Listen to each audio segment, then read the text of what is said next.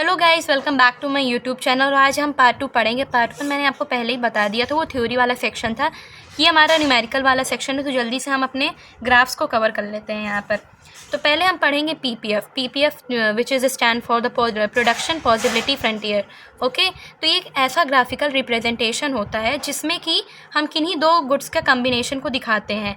यहाँ पे जैसे कि मैंने दो गुड्स गन ले लिया और एक बटर ले लिया, ठीक है। अब इनको हम क्या करेंगे, अपने ग्राफ में रिप्रेजेंट करेंगे, जो कि प्रोड्यूस किया जाता है with the help of resources and technology से, ठीक है।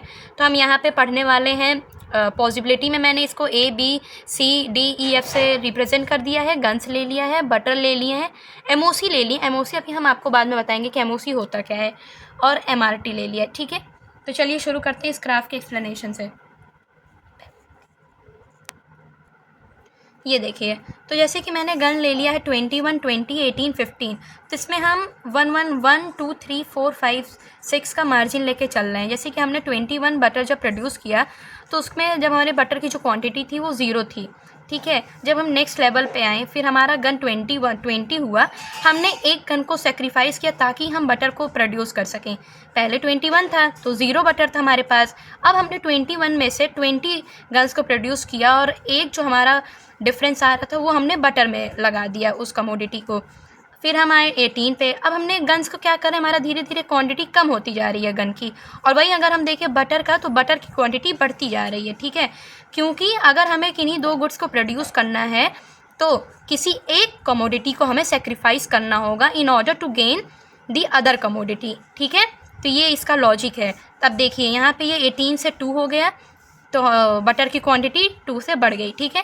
अब हमारा जो गन है वो 15 हो गया है। अब हमने गन को 15 प्रोड्यूस किया, जिसके थ्रू हमें 3 बटर ऑब्टेन हुआ, ठीक है।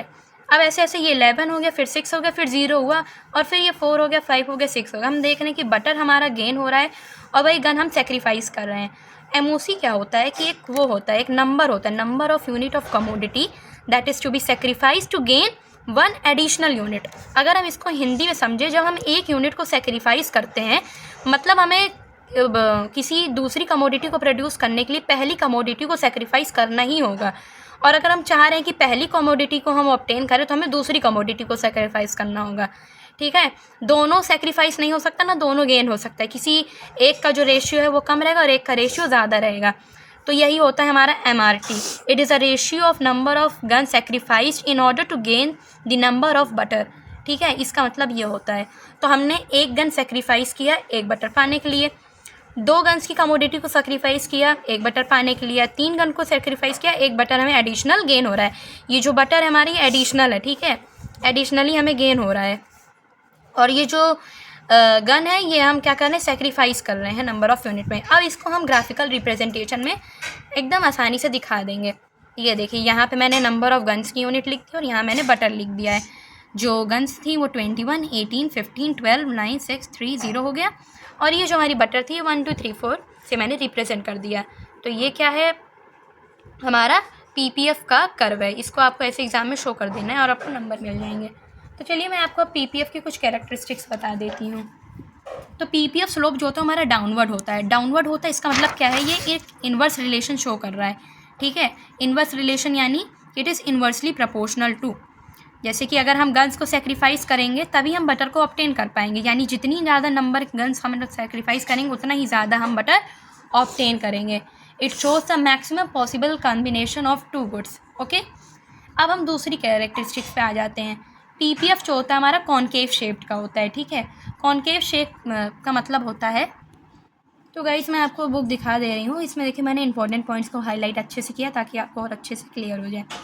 हाँ, तो पहली कैरेक्टरिस्टिक हमने डाउनवर्ड वाली पढ़ ली थी। अब हम पढ़ेंगे दूसरी, जो कि है PPF is a concave shaped, ठीक है। PPF जो है कॉनकेव शेप है because of increasing MRT by marginal rate of transformation. MRT अभी मैंने आपको बताया कि क्या होता है। MRT और MOC में एक छोटा सा बस डिफरेंस है। MRT में हम रेशियो की बात करते हैं और MOC में हम नंबर ऑफ़ यूनिट्स की बात करते हैं। सेम होता है दोनों, लेकिन इसमें MRT में क्या होता है, हम ratio of number of unit sacrifice to gain 1 additional unit. ये देखिए मैंने यहाँ पे लिखा भी है। इसमें रेशियो का होता है डिफरेंस और इसमें होता है नंबर। आपको बस ये नंबर और रेशियो का पता होना चाहिए। इसमें हम नंबर का इस्तेमाल करते हैं और इसमें हम रेशियो को, बाकी पूरी डेफिनेशन दोनों की लगभग सेम है, ओके। चलिए आ जाते हैं अपने हम कैरेक्टरिस्टिक्स पे। अब आ जाते हैं इस पे, that is more and more unit of commodity are sacrifice to gain an additional unit of another commodity. जैसे कि हमने वही गन और वो बटर वाला एग्जाम्पल पढ़ा था, उसमें हम क्या कर रहे थे, ज़्यादा से ज़्यादा गन्स को हम सेक्रीफाइस कर रहे थे ताकि हम एडिशनल यूनिट ऑफ बटर को क्या कर सकें, ऑब्टेन कर सकें। तो सेम चीज़ यही आपको लिखी है और यही आपको एक्सप्लेन करना है। MRT increases because it is assumed that no resource is equally efficient in production of all goods. All resources are transferred from one good to another. Less and less efficient good have to be employed. This raises the question। देखिए इसका मतलब ये है कि हम किसी भी goods को फुल्ली यूटिलाइज नहीं कर सकते हैं। अगर हमें यूटिलाइजेशन करना है तो हमें किसी दूसरी गुड्स में से लेना पड़ेगा। वही चीज़ है कि किसी एक चीज़ को सेक्रीफाइस करना होगा in order to gain another thing, बस यही होता है। अब आइए देख लेते हैं अटेनेबल एंड अनअटेनेबल कॉम्बिनेशन पे, ठीक है। तो इसमें आप में एक होगा ऑप्टिमम यूटिलाइजेशन ऑफ रिसोर्सेज। तो पहला जो हम पढ़ने जा रहे हैं ग्राफ के बारे में, जिसमें हम बता रहे हैं कि ऑप्टिमम यूटिलाइजेशन ऑफ रिसोर्सेज में इसमें होगा क्या। तो चलिए ये इस वाले ग्राफ को हम समझते हैं। कुछ ज़्यादा कठिन नहीं, बहुत ही ज़्यादा ईजी है। आप बस इन पॉइंट्स आप समझ सकते हैं कि ये ग्राफ बनेगा कैसे, ठीक है। तो देखिए अगर हमारा ये जो मतलब इकोनॉमी है, अगर इस पे एग्जिस्ट कर रही है इस ग्राफ पे हमारे, तो यानी ये ऑप्टिमम यूटिलाइजेशन ऑफ रिसोर्सेज है। यानी हम रिसोर्सेज को काफ़ी अच्छे तरीके से यूटिलाइज़ करें तभी हमारा ये जो इकोनॉमी है ये हमारे इसी के पॉइंट्स के ऊपर यानी कर्व के ऊपर ही लाई कर रही है, ठीक है। अगर यही कर्व के बियॉन्ड चली जाए, ठीक है, तो इसका मतलब है हमारी जो इकोनॉमी है वो ज़्यादा रिसोर्सेज का यूज़ कर रही है, यानी मोर यूटिलाइजेशन ऑफ रिसोर्सेज। और हम कह सकते हैं कि मतलब जितना हमें अटेन नहीं करना था उससे भी ज़्यादा, जिसका कोई काम नहीं होता। ये हाइपोथेटिकल इकोनॉमी में बेसिकली होता है, रियली में ऐसा नहीं होता है, ठीक है। अब आ जाते हैं और इसके जो नीचे, इस पॉइंट के जो नीचे आपको अगर कोई भी पॉइंट यहाँ पे दिखेगा, अगर इकोनॉमी इसके अंदर रन कर रही है, एग्जिस्ट कर रही है, तो इसका मतलब ये है इनएफिशिएंट यूटिलाइजेशन ऑफ रिसोर्सेज। आपको दिखा देती हूँ वो वाला, ये देखिए यही इसमें बात करें inefficient uses of resources. However the total actual production can fall short of its capability if there is wastage and insufficient utilisation of resources, then economy will operate at any point inside the PPF. तो ये बात हमको अच्छे से याद रखनी है कि अगर देखिए अगर पीपीएफ के आउटसाइड है हमारा इकोनॉमी और या इनसाइड है या ऑन है, ठीक है। तो जो ऑन वाला होता है ये हमारा होता है ऑप्टिमम यूटिलाइजेशन, यानी परफेक्टली है, हमारे जो रिसोर्सेज का यूटिलाइजेशन हम कर रहे हैं वो काफ़ी अच्छे तरीके से कर रहे हैं। और अगर इनसाइड है यानी हमारे रिसोर्सेज की कमी है, स्कार्स है रिसोर्सेज, तभी हमारी जो इकोनॉमी है वो इनसाइड रन कर रही है पीपीएफ कर्व के अंदर। और वही अगर हम आउटसाइड की बात करें तो ये तो हाइपोथेटिकल इकोनॉमी की बात होती है, जब हमारे पास बहुत ज़्यादा प्रोडक्शन हम कर लेते हैं और बहुत ज़्यादा रिसोर्सेज हो जाते हैं, तो ये आउटसाइड में हमारी इकोनॉमी क्या करती है, रन करती है, ठीक है। तो अभी जो हमको मेन पढ़ना है, हमें फोकस करना है, वो हमें ऑन वाले पे ही करना है, ठीक है।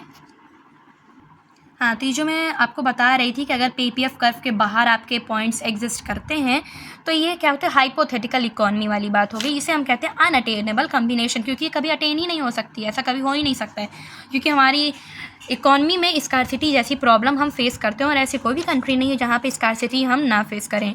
तो अनअटेनेबल कॉम्बिनेशन हमें कभी भी देखने को नहीं मिलता है। हम एक बार इसको रीड कर लेते हैं। With given amount of variable resources it is impossible for the economy to produce any combination more than the given possible combination, that is an economy can never operate at any point outside the PPF, ठीक है। अब देखिए chapter हमारा complete हो चुका है basically. बाकी ये सारे पॉइंट्स हैं ये ज़्यादा इंपॉर्टेंट है नहीं और इनकी कोई मतलब वेटेज नहीं होती है हमारे टेस्ट में या एग्ज़ाम्स में। तो मैं सोच रही हूँ यहीं से हम लोग क्विट कर देते हैं चैप्टर को। और अगर आपको कोई भी डाउट है तो आप कमेंट सेक्शन में प्लीज़ मैसेज करिएगा। Thank you.